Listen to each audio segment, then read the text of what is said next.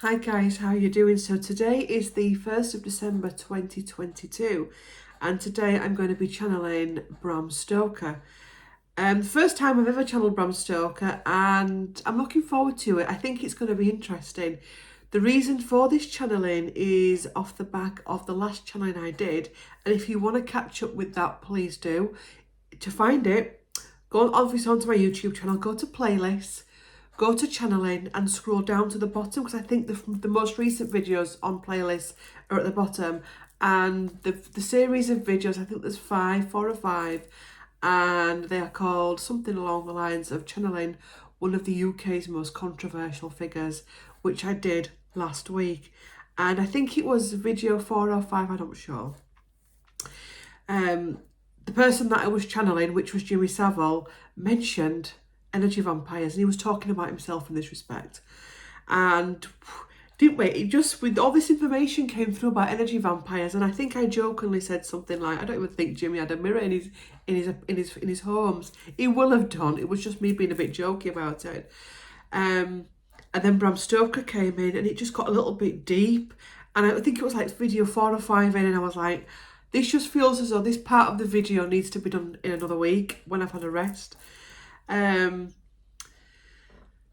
obviously I did the Jimmy video, wrapped it up, and I then went to Google in the evening once I'd settled down and stuff, and somebody had done a piece on it, not an article, like a piece, I don't know, an internet piece, where they'd looked at the life of Jimmy and looked at the life of Dracula, right, the vampire, and blew my mind, right, listen to this. The flat in Leeds is very similar to the, let me pick the book up if I can get it without knocking something down. Jimmy's flat in Leeds is very similar to the castle on the top of the crag in Transylvania. I'll pop that there, then I don't have to have that problem again. Well known that Jimmy didn't have a cooker in any of his properties. Dracula didn't eat, he sucked blood for energy. Well known what Jimmy was in that incarnation as Jimmy, obviously an abuser, so obviously an energy vampire, absorbing the energy from others. Jimmy's jobs were night jobs. Jimmy came alive at night, a DJ in Top of the Pops, etc. What else was there? Was so much. What else? So Jimmy came alive at night. When he passed over, he's buried in Scarborough, which is just down the coast from Whitby, literally just down the coast from Whitby. He was placed in a lead-lined coffin, and he's placed at 45 degrees. Very vampire energy that as well, lead-lined coffin, 45 degrees. Certain things buried in the coffin with him. Obviously, when everything broke out about him, the stonemasons and the funeral parlour people had to go in the dead of night. Again, very similar to what's seen in the Dracula book, where they go to a tomb in the dead of night to one of the females that got killed by Dracula, and they have to put the stake in the heart.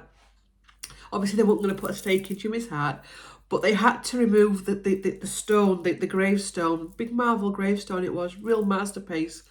Cost thousands, did that, and they took it down, and what they did was they ground it down, and they sent it to landfill, but they had to do it in the dead of night so nobody else could see it, so they didn't get all the ghouls coming out. And it was weird as well, because that morning I did some homemade soup and I put a big bulb of garlic in it, and it was just like I was just starting to I was like, oh my god, there's something in this, there is something in this. That night, I woke up at about 4:20 in the morning, went to the loo, came back, and literally Bram Stoker came in, and it was download after download after download after download after download. I was awake for about an hour and a half after that.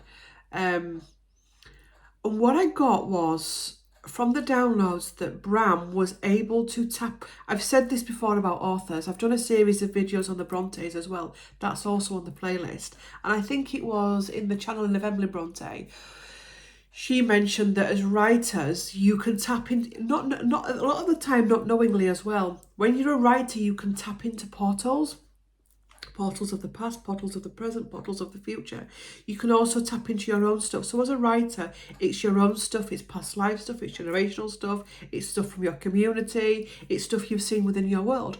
But you can also tap into future things that are going to happen. And one of the things I felt, and one of the things that came through, was that Bram was tapping into a figure called Dracula that wasn't just about Jimmy, but it was also about all the other energy vampires within our world, all of them. And it was almost like the book Dracula was a warning, not just about not just about that incident, but also about everything, all the other energy. Look, I have my nails matched. Well, that's not purposeful as well. Ooh. All the other energy vampires that we're going to come across in our life. And that he was able to tap into this portal in the future, and he was trying to warn us of something that was coming. Something in the future, but also something that he was experiencing in his own world and his own life. I feel as though Bram knew his own energy vampires as well. He was aware of energy vampires within his life. I mean, Bram Stoker was Irish. He was born in Sligo. I've done a bit of research. He's very different to anyone I've ever channeled before, in as far as there's been issues with the numerology, which I'll come to in a minute, and he didn't like me writing lists. Unlike Jimmy, for the full week up to the channel, I said in the channel of Jimmy that he had me writing lists all the time, things down. Bram's very different, and I'll explain that in a bit.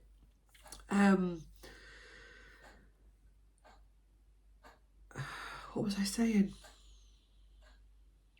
saying? That's something that's been taken. What was that?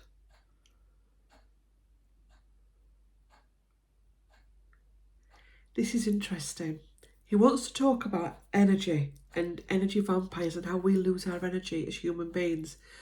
And one of the things he just said was that we're talking too much as humans. I do it. And as we're talking, we're just talking. And a lot of what we're saying is just, if you think about it, every word we say is an energy loss. It's an energy. So when we're saying good words, it's good energy. When we're saying bad energy, it's bad. If we're saying bad words, it's bad energy. There's something about this. There's something just been taken for a reason. What is it? Right, let me pull back. There's something I'm missing. Let's go back to basics. This is something he said this morning as well, was that as humans at the minute, we need to go back to basics. Back to basics. So the basics are, he was born on the 8th of November, 1847. He died on the 20th of April, 1912. Literally a few days after the Titanic went down. His full name was Bram Stoker. Born in Ireland. I did his numerology, but it went wrong, and I struggled with it. And even when I did it and I thought I'd got it right, he didn't like it. And I said, what is it about you and numbers and numerology? And he says he doesn't believe in numerology. He actually said, whilst I was putting the washing out, numerology is a human concept. And this is going to trigger people. Numerology is a human concept. And what he says was, at the minute, in the world, we want to put ourselves in boxes. We're labelling ourselves something crazy at the minute. What's my numerology? What's my astrological chart? And actually what we do is we then look at it, and it can actually keep us trapped in what the numbers say. And he's saying,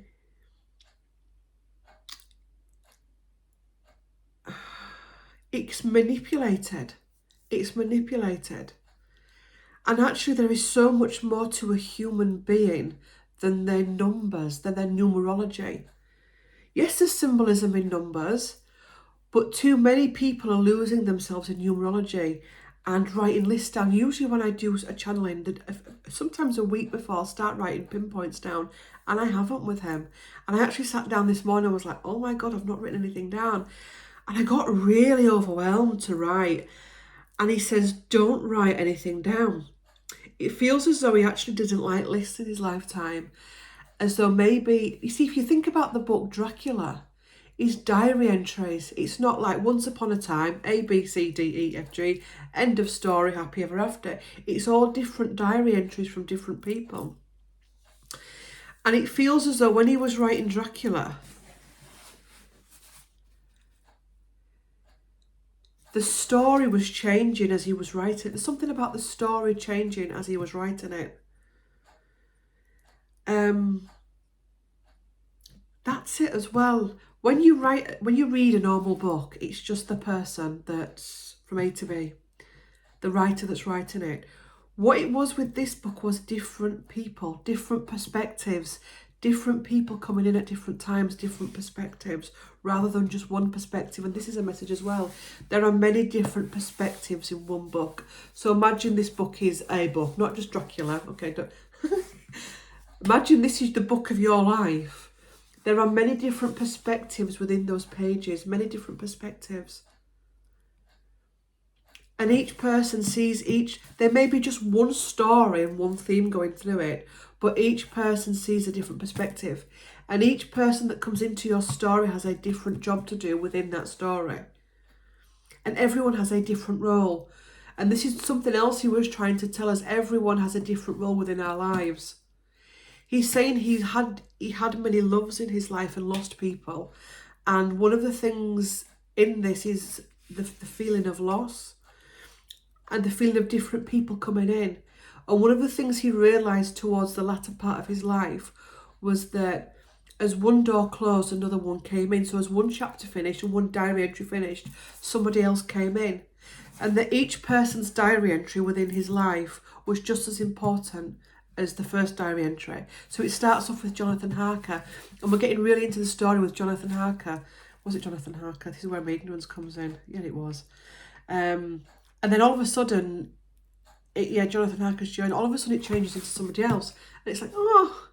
And then you get used to that person, and it changes into somebody else, and then you actually get used to the flow of it. So yes, I love how he's doing this. Anyway, let's move on. So the day after I woke up, I'm putting some eye drops in my eyes. And anybody else love eye drops? I love eye drops. Freaky. Do you know? Anyway, I love eye drops. I find it really soothing, eye drops. And I put my eye drop bottle back in my drawer, and I felt something sticky on my finger. And I just thought, I'll go wipe it off. It's probably some ointment or something from the bottle. Went into the kitchen and didn't wipe it off. I just thought, it's only a bit of eye drop potion, it'll be fine. And I started making breakfast. Went into the dining room, sat down. I thought, God, my hands are sticky. What is this? And I looked, right, and both hands were covered in blood.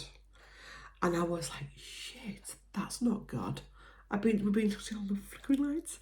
That's not good. Why are my hands covered in blood? Because I've just been last night getting these messages about Dracula and Bram Stoker. I thought, is this some freaky message coming in? And I actually did find a cut. There was a cut, and I think I must have done it on the box when I was with the ointment, and not because sometimes you can get a paper cut and not realise it, but I'm looking at it. And as I'm looking at it, Gary went, which is my husband, good job there's not a vampire around, isn't it? And I was like, oh my God. I said, well, that's weird because I was getting messages from Bram Stoker last night, and he gets used to this. And I sat there and I thought, is this something dark that's coming in? And Bram came straight through and says, no, it's not. What I'm trying to show you is how as human beings, we are losing energy left, right and centre without even realising it. He said, you've cut your finger this morning. It was quite a bad cut as well. And you've gone and done breakfast and you've been losing blood all the time. Not gallons of it, but enough to cover both hands with blood, enough to cover your utensils. And you've not even realised it. And he said, actually, it could have gone to a point, had it not been physical red stuff on your hands that you could see, had it just been a sticky clear liquid, like energy, you can't see energy with your eyes, you would have gone like that all day. Everywhere you'd have touched would have been covered in your energy, all this energy that you're giving out, which was a symbolism of the blood. And I was like, oh my God, yeah. And this is not just about me, this is about us as humans, you as a human species, we also including himself, giving out our energy without even realising we're doing it. And then at the end of the day, oh God, my hand's sore, there's a cut. You know, oh, I feel so drained today, what's happened? And the cut has already come into the energy field. And what he's showing me is like the cut into the energy field. And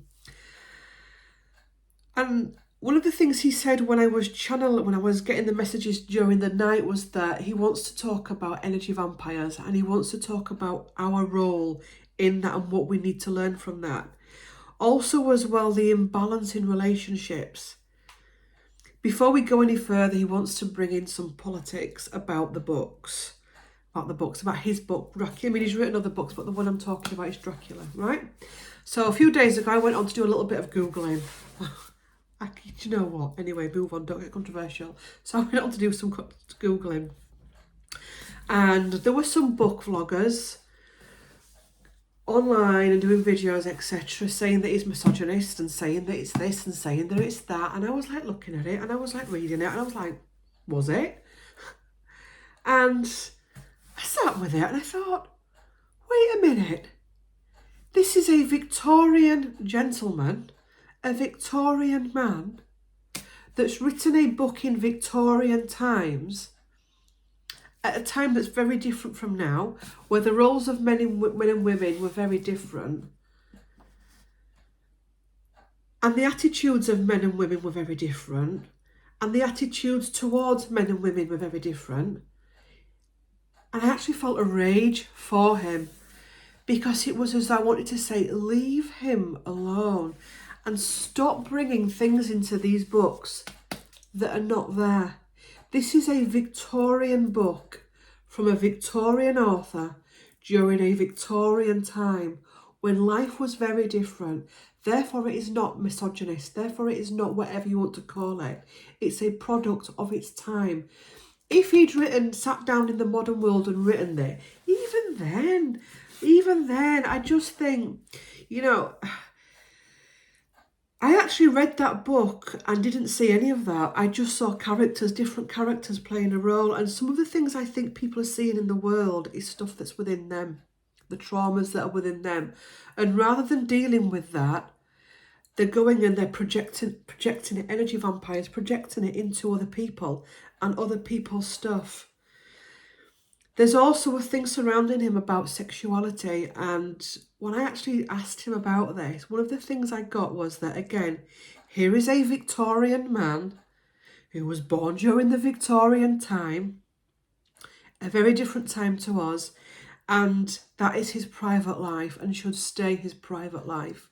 And he feels as though he's intensely private about that, as many of us were back then, because to be that would have been to lose your life, to be executed, to lose your reputation, to be cast ashore. So when again we look at modern people going to look at this person, Bram Stoker, please have some respect to who he is as a man of his time. Please don't try to look at him through the eyes of as though he was a modern author and a modern man of this time. He was a Victorian man, and I feel so passionate about that. And I feel as though that needs to stop, and it's almost like stop. And I think the issue is that many people are doing it to modern day actors, actresses, authors, and they're getting away with it.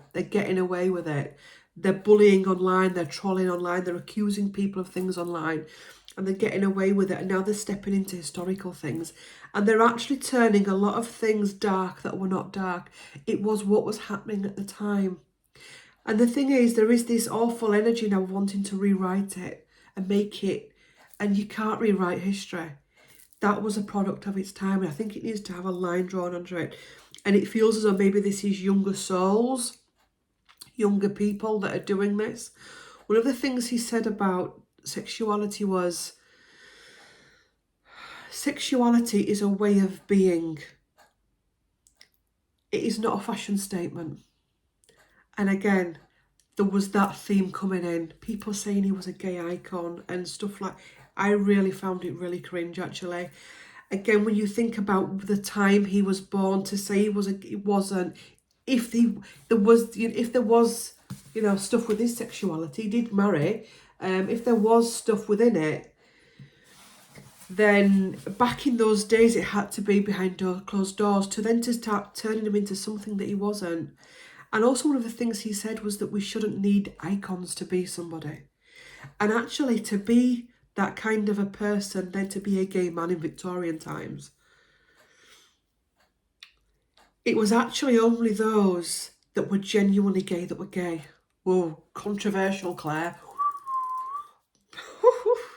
It was actually those that would because actually the energy around it was you wouldn't pretend. Do you know, I'd had this conversation with him before and I said I don't want to get controversial, but I actually feel as though for some reason this needs to be said, because the energy of him and the energy of Dracula, the book Dracula, is starting to get twisted, and it could end up coming where people don't want to read it.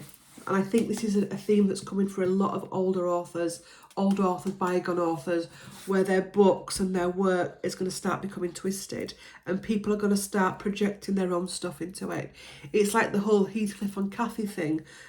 People have got triggered over that, and the whole Mr. Darcy thing, the falling of the fans and the Mr. Darcy and yeah, we don't do that now. We don't do that now. We've had trauma to work through because of that, because of what we saw in those books and those films.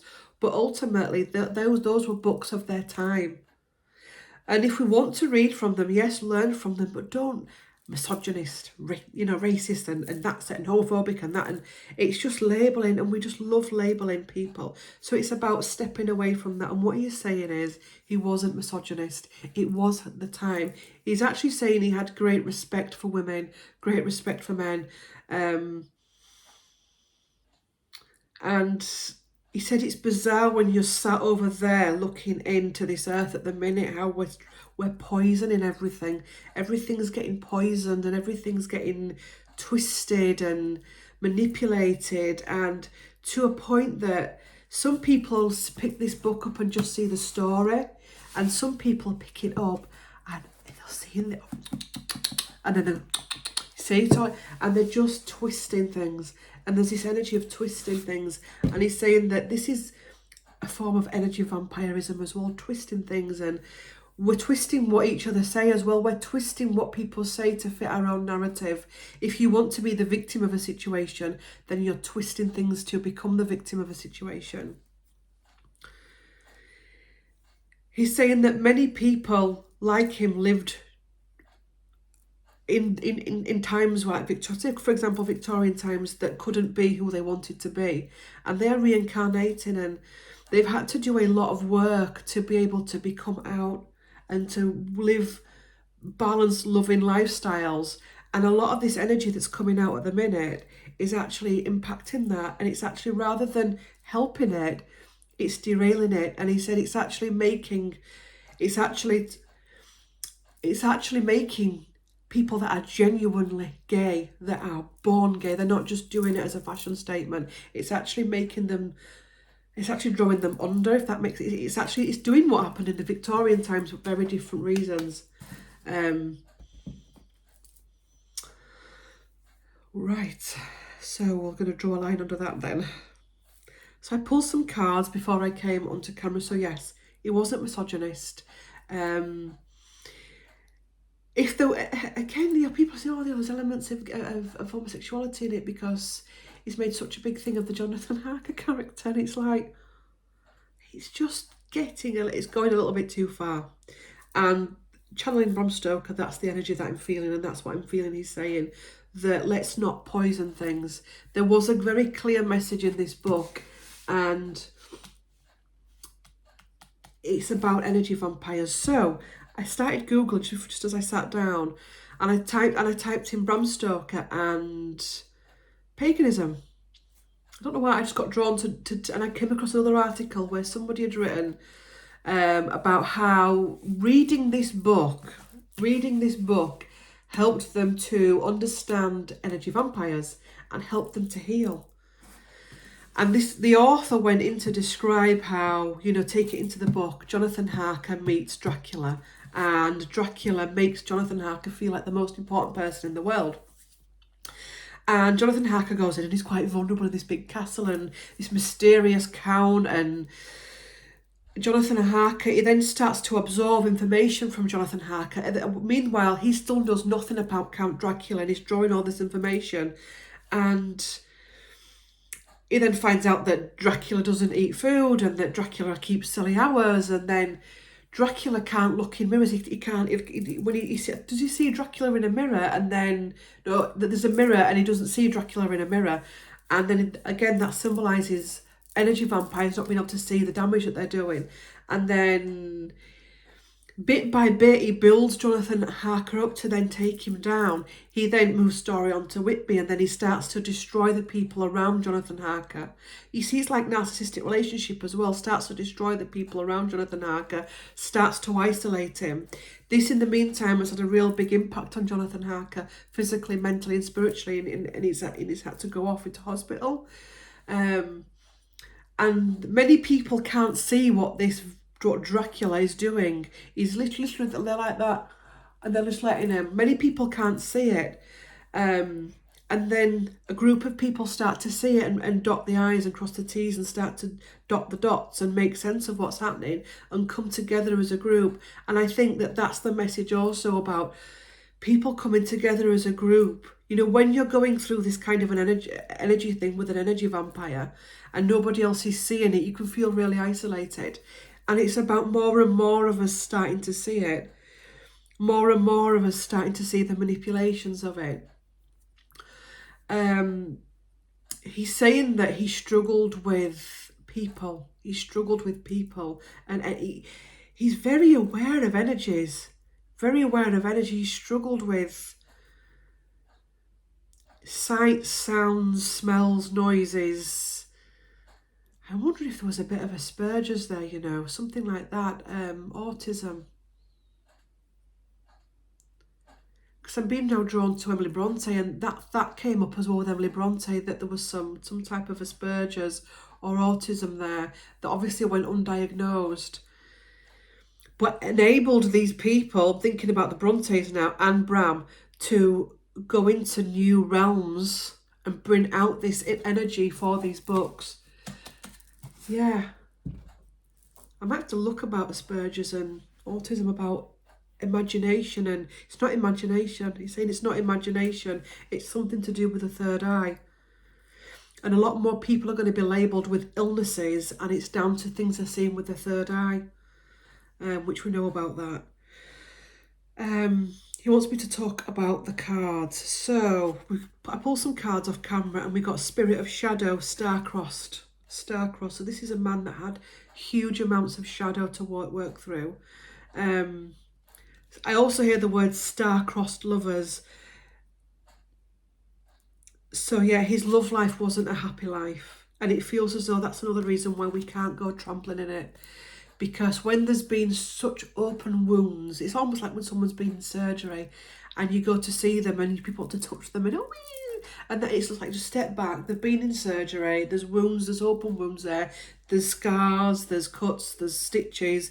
Give them the space, or even give them a few days to come round before you jump on them. And it feels as though he's having to really protect his energy at the minute. Air shadow, unseating, anxiety. So this was anxieties.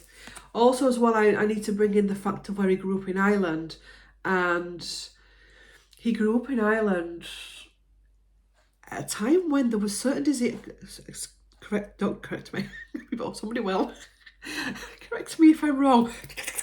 Right?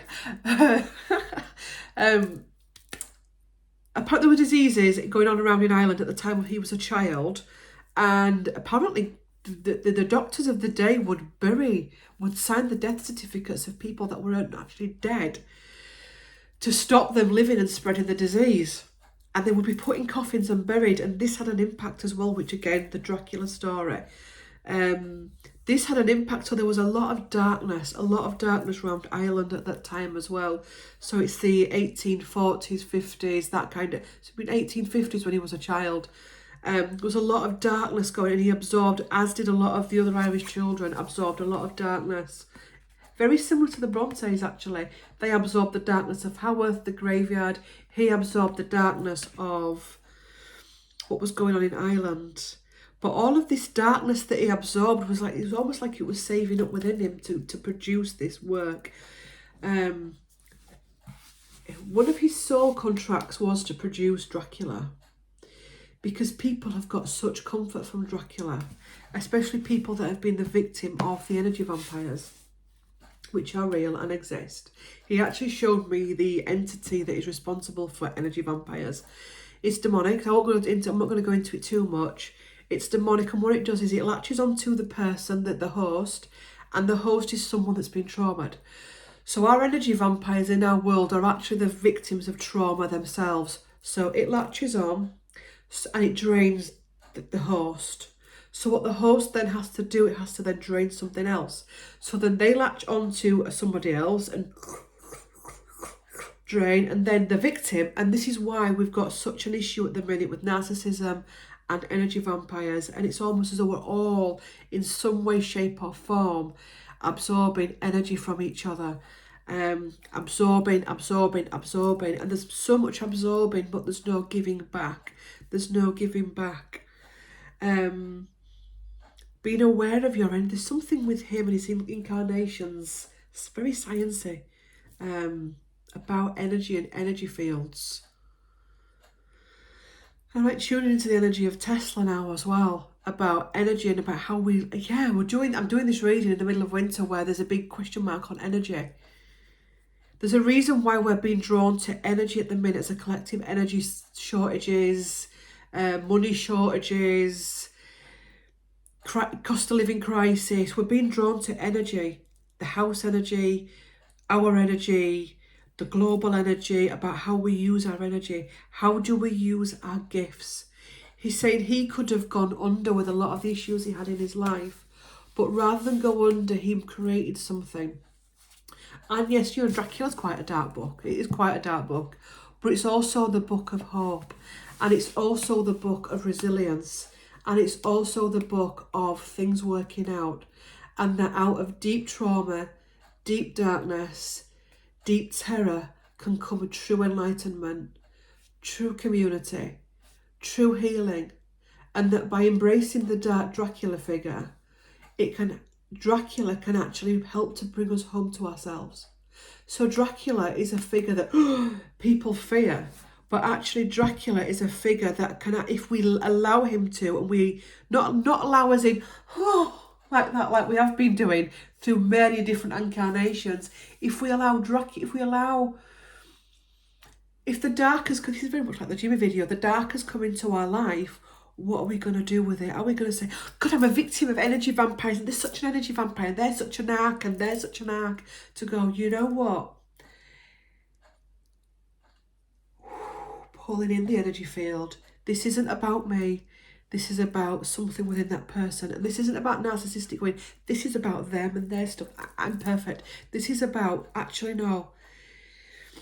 That dark situation I've experienced with that person has actually brought me home to myself, because I've learned where I went wrong. So say, for example, we've got a woman and she's been attacked, right? And she starts to go out drinking and attracting in the wrong tribe, the wrong type of man. And she just headlong downward spiral. And all of a sudden she meets someone and it's like, actually, this has to stop.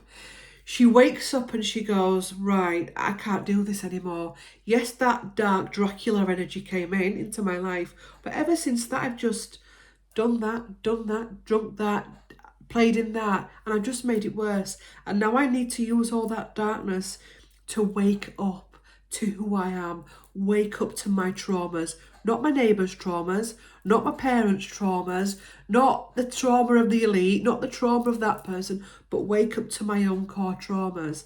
And that was one of the soul contracts and one of the things that the character of Dracula, if you let him, teaches us. But he's also now drawing my attention to Twilight. Because he brought Twilight in this morning, and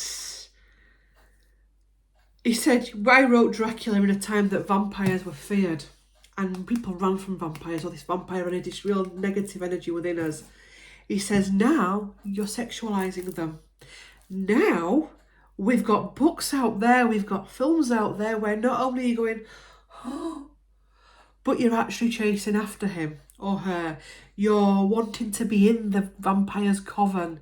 And there's a lot of that as well going on. Oh, now I know why I can't watch a discovery of witches, because I get triggered. Oh yeah, I'll come into that maybe in part 20 or something. Yeah, God. And it's taking the mickey out of all these different beings, the vampire beings, the witches.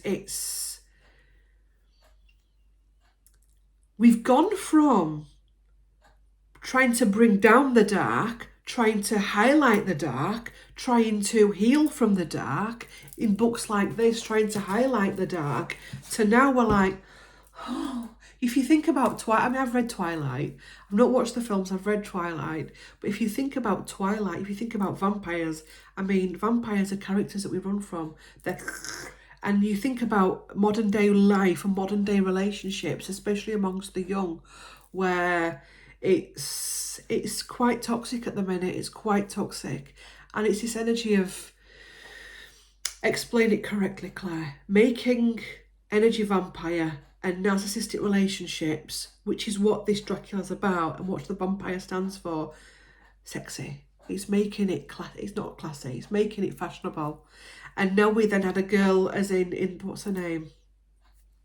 Tell me her name in the comments in Twilight, forgot it. See, do you know what? There you go. I know Edward Cullen's name, but I've forgotten the female name. Why? Because she sacrificed herself for the vampire to a point that she actually didn't have to knock onto her neck or something and turn her into a vampire, and so she became part of his coven to a point that she'd never die, and that she had to separate from her dad because then she became a vampire. Do you see what I'm saying? I'm also seeing a very famous couple coming up as well in my third eye. Shall I mention them? Don't be daft, Clay, you'll start triggering people. Yeah. Oh yes. Oh yes. And it's about learning about it, about learning from it, and how we have a choice. We either do what they did in this book. I'm not talking about going out and stabbing stalks and things into people. I'm talking about the analogy of it, the energy of it. We either go for the happy ending, we experience what we experience with the energy vampire, and then we move forward. And then we live a full happy life. We don't spend our lives throwing dirt at the energy vampire or the vampire or the dark that happened in our lives. We actually use it to make a better life. And we certainly don't willingly go like that. And then after doing that, chase after. We don't. Well, step A to B, A to D, whatever. You know, we certainly don't go running after the vampire. We certainly don't try to make the vampire fall in love with us. We then don't try to change him. We then don't sacrifice ourselves to a point that it stops our evolution. Because when somebody dies, the soul transitions on. So think about those characters in Twilight. Think about the symbolism of this. You do that with a vampire. You do that in a narcissistic relationship and let them take it. Oh God, my neck's sore there. Ooh, stop it. And it stops your evolution. So it stops. Bring it into the. Am I explaining it correctly? I know what I mean to say. It's glamorizing the dark, and I wasn't expecting to say half of what I've just said. I really, really wasn't. And this is a transition in our world now. Yeah, I said to him, when I pulled the cards with him this morning, I said, what's his card about, Bram? And he doesn't tell me. He's very private. There's a time and a place. He's got the most beautiful, soft Irish accent as well. A transition. This is a transition as well. Dracula's transition from Transylvania to England. The transition of humanity. By the way, those lights are on a timer. So if they're doing freaky things at certain times, they are flashing at different times. Transition, we're transitioning. We're transitioning away from this period in our lives where we've all been the victim of this, the victim of the Dracula, the victim of the vampire. And some of us are waking up to our own stuff and going, actually, yeah, I need to draw a line under it because this is no good for anybody. And some people are actually, the darkness that we've come from, they're actually running into the darkness and glamorizing the darkness. And many of us are sat in this boat, and there's me and you and all my subscribers on this boat. We've all got us cloaks on, and we're all looking behind this old earth, and we're all going, God, the hell. You know, we hated that, and we're just glamorizing it and making it all. We're going to, this is it, yeah. This is a transition. A transition. The halls of learning is another card he brought out. Halls of learning, spirit guides, confirmation, and great lessons. Great lessons for us all. So this is part 1. I'm going to go into part 2. I might even do all this via my phone, because I'm actually filming on my phone now, because I actually quite like filming on my phone.